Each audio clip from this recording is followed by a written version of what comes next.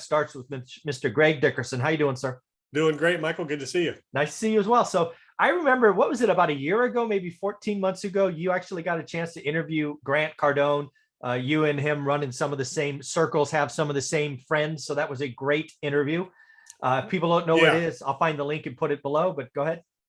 Yeah. That all started with a discussion on, Grant wanted to get to $10 billion in assets under management. So I, collaborated with him and his team and put together a little business plan for them to get to 10 billion and what that looked like, and, what kind of capital they needed to be raising, what kind of deals that needed to be taken down. Nothing he didn't know, but it was just, one of those discussions, hey, is this a reality? Because there was an interview that he did one time, or a video, and it's probably still out there, where he was talking about $1 billion transaction. Yeah. And it kind of stopped him in his tracks. He's like, well, wait a minute, how do I do $1 billion? I mean, how much do I need to raise? And so that's where the discussion was spurred from. It was like, well, you need to be able to take that down if you want to get to 10 billion.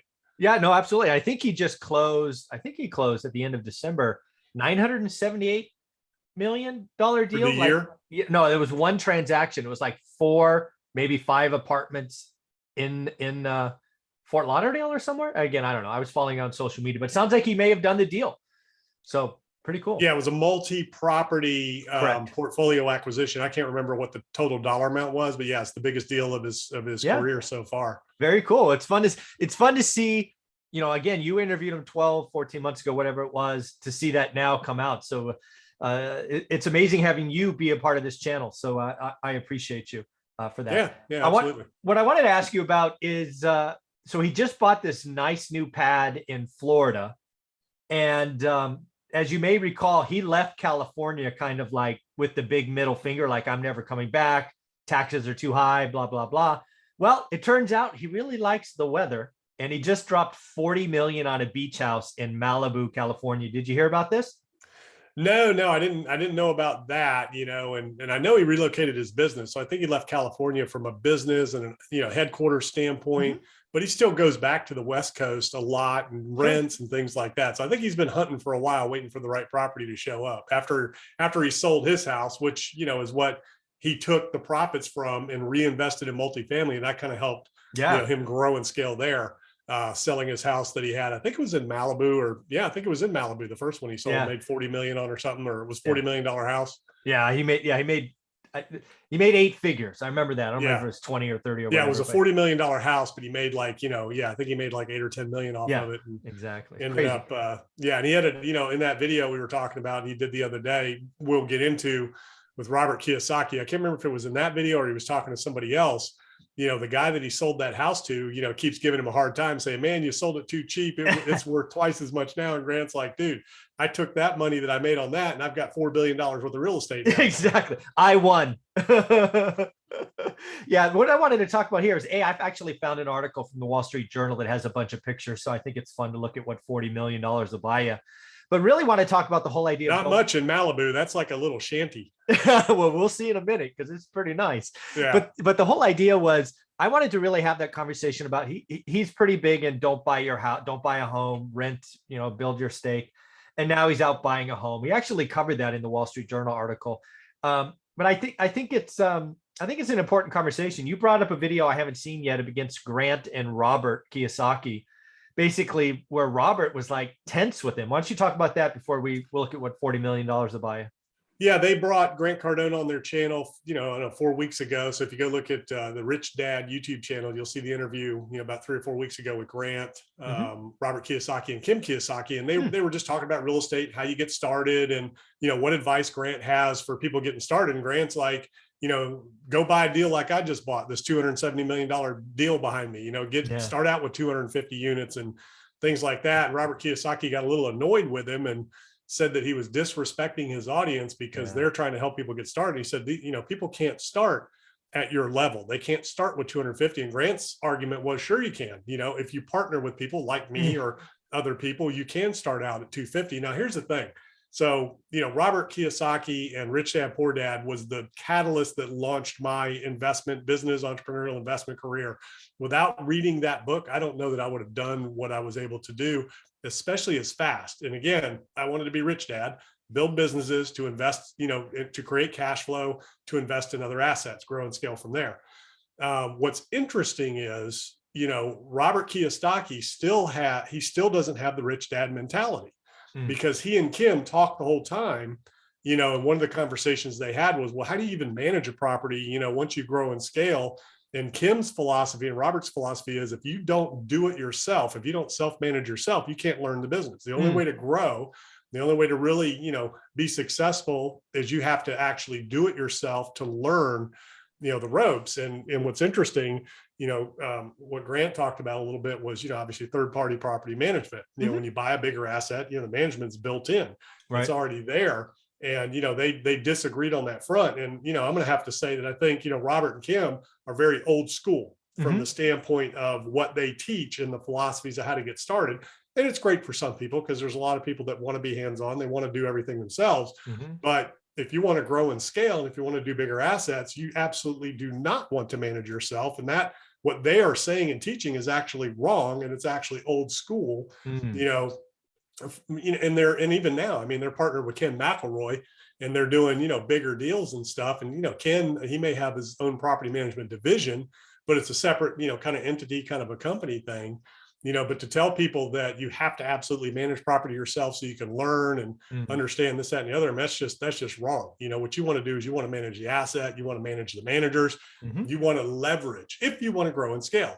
Now, there's absolutely nothing wrong with starting out small and, managing your own properties and do it if that's what you want to do. But if you want to grow and you want to scale, you've got to leverage the talent and expertise of others, and you learn from them. So you can absolutely learn the business by managing a manager. You don't have to do it yourself to know it. So that was an interesting conversation they had. Yeah, I'm going to go find that and probably put it on while I go for a run or something, because I missed that entirely. Would it be? It really does. They strike me.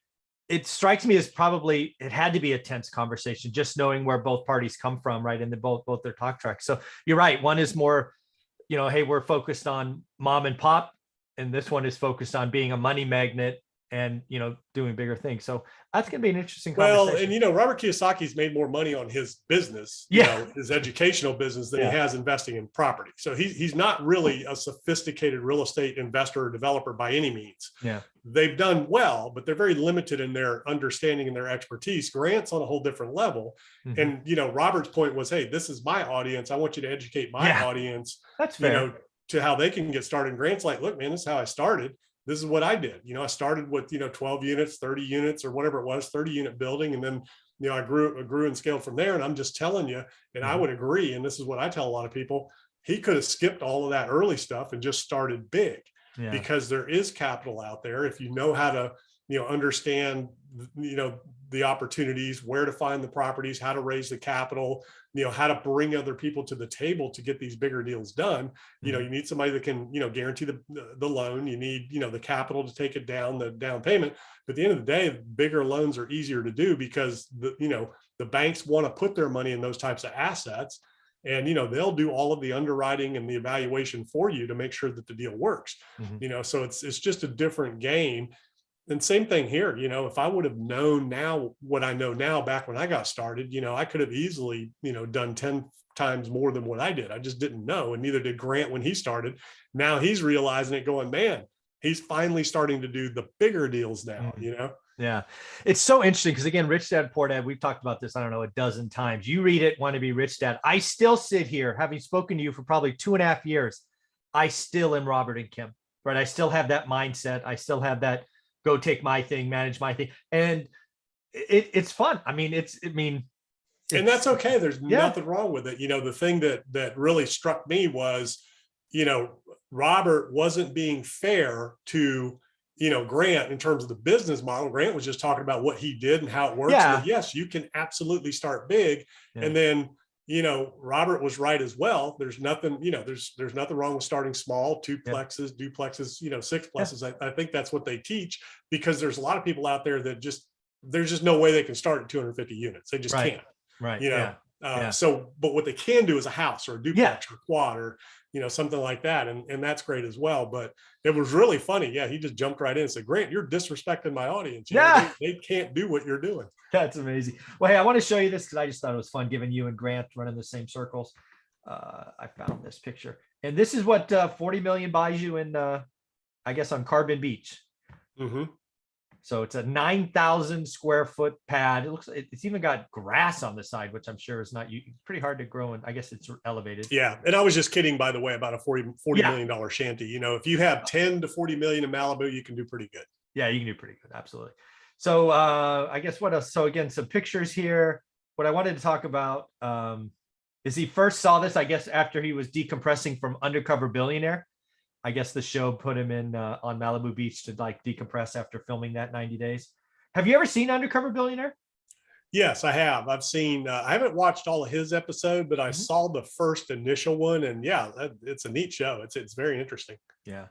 What I wanted to do is get down to the bottom here. Now he didn't like, you know, so he talked about that too, not with Robert Kiyosaki, but with somebody else, another interview he did where he talked about, you know, he was hesitant because of the title.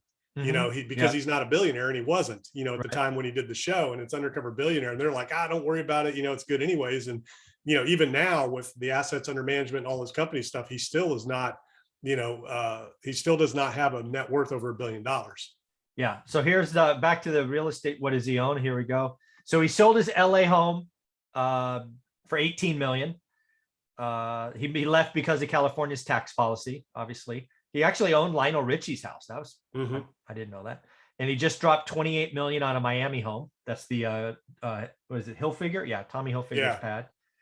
But I want to get down to where he says he's going to get some heat from his, he's right here. He says, I'm going to get bashed. But hey, can I come out and stay for the weekend? This is basically, he's been preaching, don't buy a home, don't buy a home. Right here, it says, one of the downsides of his Malibu purchase, he said, is that some of his social media followers might accuse him of hypocrisy since he frequently advises, don't buy a home. It's always a wise investment. It isn't always a wise investment. This is different because he got a good deal, right? This house was listed at 65. He bought it for 40. He thinks he's going to make 20 million. But let's be clear. When you got enough cash like this, you can go buy whatever the hell you want. This is not Grant's advice of don't buy a home, rent. It's kind of funny if people are going to pick on him for buying. Yeah, flipping the multi-million-dollar houses. So, you know, that's all well and good while, you know, times are good. But, you know, the problem is with what's getting ready to come down the pike with the Fed policy that's going to have to change. You know, those high-end real estate markets change fast, and you can't give those houses away, much less, you know, make any money on them, which was kind of his problem, you know, back the first time. I'm glad you brought, you know, with that first house. But anyways, what's interesting is he talked about that. There's another interview I saw with him and somebody else where he was talking about those scenarios and, you know, his whole philosophy of rent where you live, you know, don't buy a house. And, you know, he qualified it with that when you're getting started, you know, like when you're young, you're getting started, you know, rent where you live, take all the money you have and invest it in other assets versus buying a house, sinking that down payment into it and all that. You know, because generally that's not a winning equation in the short term, you know, less than 5 to 7 years. Generally, the rule has always been if you're going to stay somewhere more than 5 or 7 years, you're better off buying, you know, but as we know, real estate moves in cycles. So that's not always right. If you'd have bought the peak of 2009 or 10, it took you 11 years before you got back to even. Absolutely. You know, so your equity was gone, you know, in negative for a long time. You know, if you bought 4 years ago, 3 years ago, I mean, you've gained 30, 40%, potentially, maybe even double in some markets. Yeah. Some markets have doubled. Yeah, absolutely. Yeah. And we know as soon as interest rates go up and, you know, Fed policy changes, liquidity dries up, you know, the market's going to go the other way. And so it's all cyclical, but at the end of the day, that's what he was basically talking about. And, you know, for some people, renting makes a lot more sense than buying and owning. For other people, buying and owning makes more sense. At the end of the day, you have to live somewhere. And you and I talked about it. My mom just exited her house that, you know, they've owned a house for, you know, 60 years. And that became, at this stage in her life, that's her little nest egg. She paid the house off. She was able to exit it at the peak of the market. She put a nice little chunk of cash in the bank because they had a lot of equity in it. And for her, it was a great savings plan.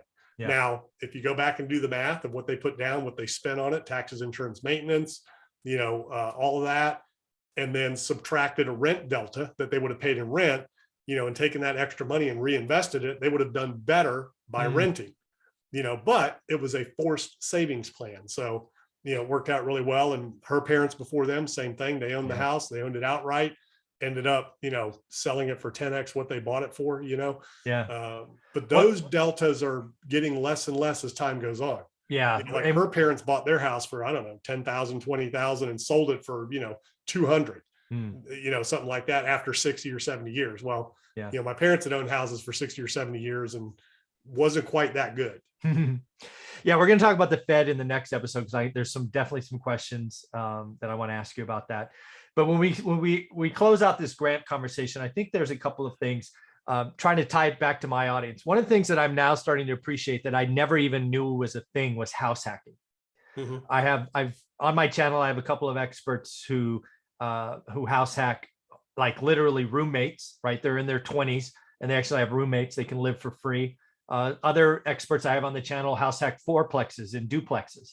These are ways you can kind of split the difference, right? You go get owner occupied loans, which are cheap. You don't have 15, 20% down. You got 3.5% down first time buyer.